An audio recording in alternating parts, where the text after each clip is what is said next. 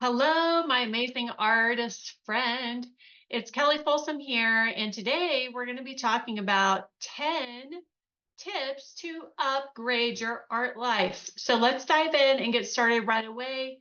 My goal is to give you one tip each minute. So, tip number one is make sure you get a supportive community or a supportive circle of artist friends, please.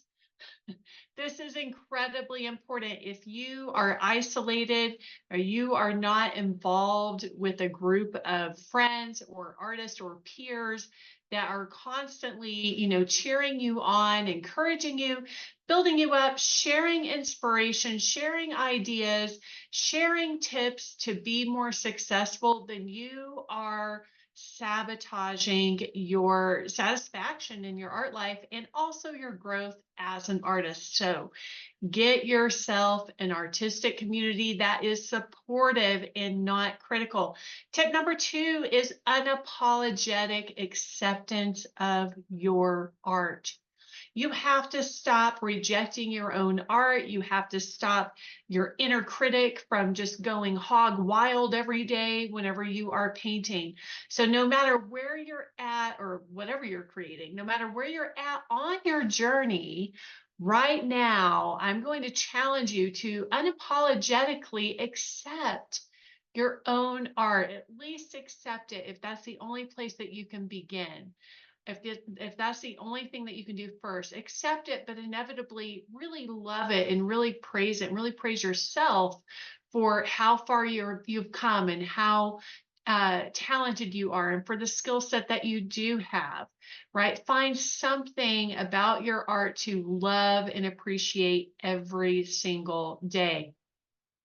On that same note, tip number three is appreciate other people's art.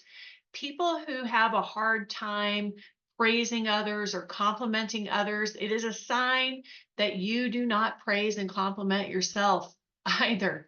So appreciate other people's art, especially your peers, especially people who are alive right now. Somebody that you can really genuinely leave them like a freaking awesome compliment on, say, a painting that they post on Instagram or on Facebook.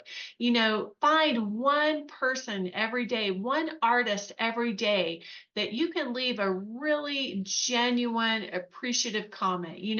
We're all one, we're all in this together, and what you give out comes back to you. So take time to do that. Plus, it is such a gift to give that to somebody else. And we all know how giving makes us feel. It actually makes us, the giver, feel fantastic. Okay, tip number four is please, please, please, to upgrade your art life, go to art museums. Go to art museums or art shows or art galleries. Get out in the world, study other artists, study art, appreciate it, spend time with it. Take the time, make that a priority. It is going to really upgrade your own artistry. You're going to have insights and thoughts whenever you see this artwork. You're going to get fresh creative juice and fresh inspiration by looking at these other artists' work. Okay. Tip number five is please dare to be a beginner and keep that curious, open beginner's mind, that openness to learn. No matter how good we get on the journey, we can always learn something new. And curiosity is like the secret elixir to creativity. The asking, what if or how could I? What else could I create this year? What's exciting me to create this year? And also dare to be a beginner. Most people do not most artists will not have a fulfilling art life because they won't allow themselves to actually get started. They start as a beginner and then they just immediately beat themselves up. They have way too high of expectations. They want to go from, we all do this, right? You want to go from 0 to 100 in no time. So there is a certain amount of patience, right? Being in the present moment, enjoying where you're at on this journey as an artist and appreciating that. So being comfortable being a beginner and allow yourself enough time to be a beginner. Okay, and tip number 6, hopefully I don't lose count. Tip number 6 is get education. Sign up for art classes. If you just isolate all the time, or if you think that somehow, you're just going to do this all on your own and that's going to make you some sort of creative genius, it is just not the case, my friend. Like, look back at history, look at all of the artists who have come up before us. Most of the artists, I would say 99% of the artists, have invested in their art education. They have studied with other artists. They've gotten mentored by other artists who were 10 years ahead of them on the journey, right? So find an artist who is ahead of you on the journey, who hopefully is good at mentoring and teaching, and do that. It will help you go faster, and it'll help you go faster, which is, part of the problem whenever we're getting started, is that we want to go really fast. Well, one of the ways you can do that is by investing in your education. And it will also help you to have somebody that you can talk with whenever things are getting hard and difficult and you have self-doubt, or you're struggling with something and you need advice. That's what a mentor is for. So I would recommend, investing in mentorship if you can afford to do that. Okay, tip number 7 is travel for your art life. Travel, as we know, really expands our awareness, it expands our experience. So, traveling for the sake of your art, whether that's traveling to an art workshop, it could be in the same country that you're in, it could be, traveling abroad. Maybe it's signing up and doing an artist residency through maybe the state parks here in the United States, or an artist residency like I did abroad in Bulgaria, of all places. Did I have a strong desire to go to Bulgaria? Hell no, I didn't even know where Bulgaria was. But doing that, going through that experience, just gave me such a richness in my art life. It is an experience that I will never have again. And also that I would have never had, all of the memories and all of the adventures that I got to have if I had not done that, if I had said no. And so sometimes you have to seek these travel art experiences out. And there's a lot of them. There's a lot of them that, are also not going to cost you a lot of money either. So travel for your art, whether that's you want to travel to this destination to visit art museums, or go take photographs for photo references, or go do an art workshop or a residency. There's so much variety in terms of traveling for your art. And if you are a self-employed artist or run your own art business, guess what?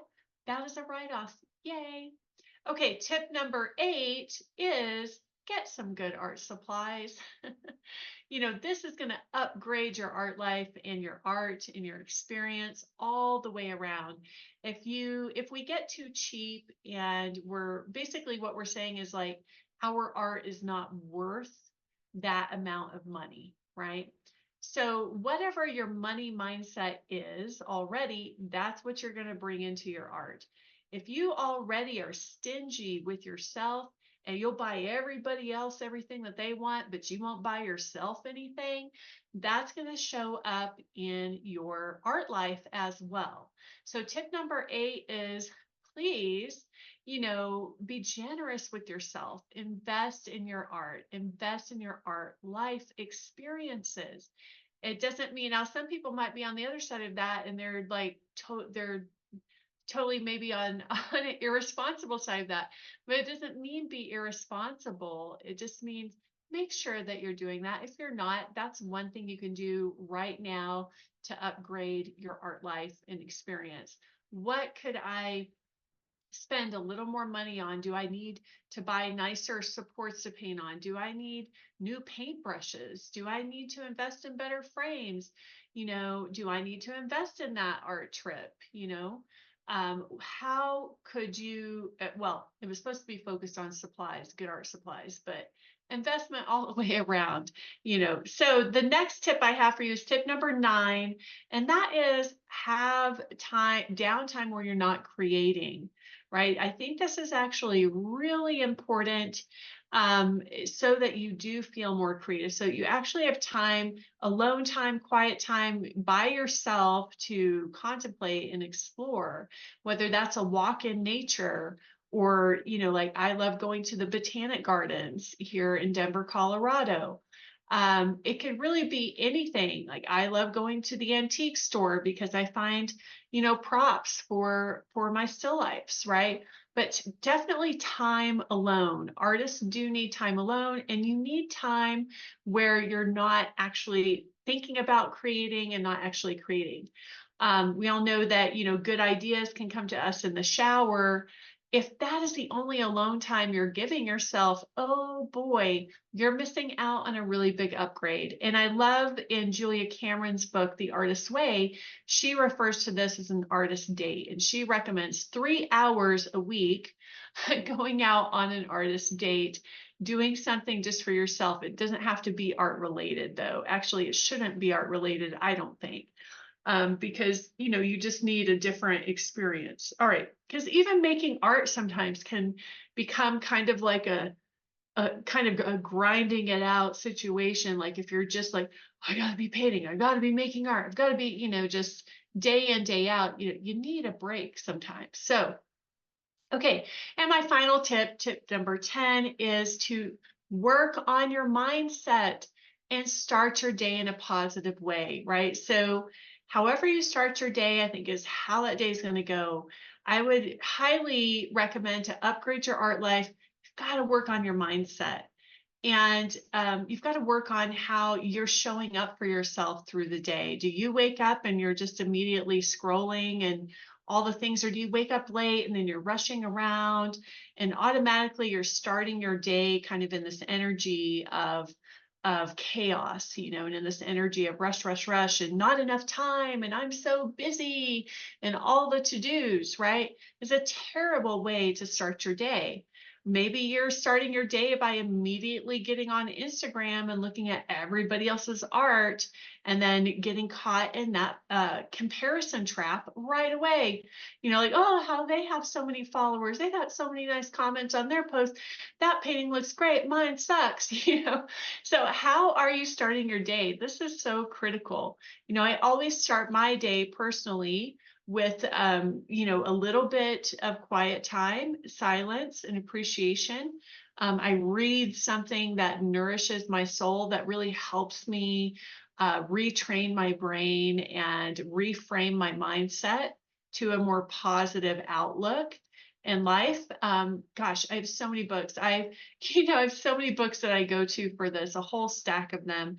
If y'all are interested, maybe I'll do a podcast where I, share, here's kind of the books that I'm reading right now. But your mindset plays a huge role. The energy that you start the day with, your emotion, your mood, your thoughts, all of that is so critical. So I read something positive, do some affirmations, love on myself, like love on myself, appreciate myself. Gratitude journaling is usually part of my morning routine as well. And especially gratitude for even the things that have been hard lately, I think is actually more rich. It's a more rich form of gratitude to do, is to be appreciative of things that maybe have been challenging lately, but finding the gift and really appreciating like what was the gift in that experience.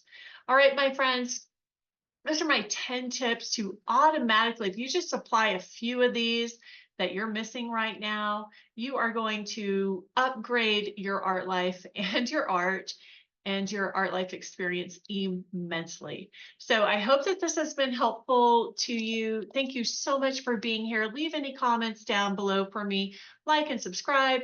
get any of the freebies that are in the description box below. Got lots of goodies there for you. For those of you who aren't in my Art Life School program, check it out. See if it's a good fit for you. I'd love to work with you on the inside there and be a mentor for you. Okay, my friends, much love, happy creating, and bye for now.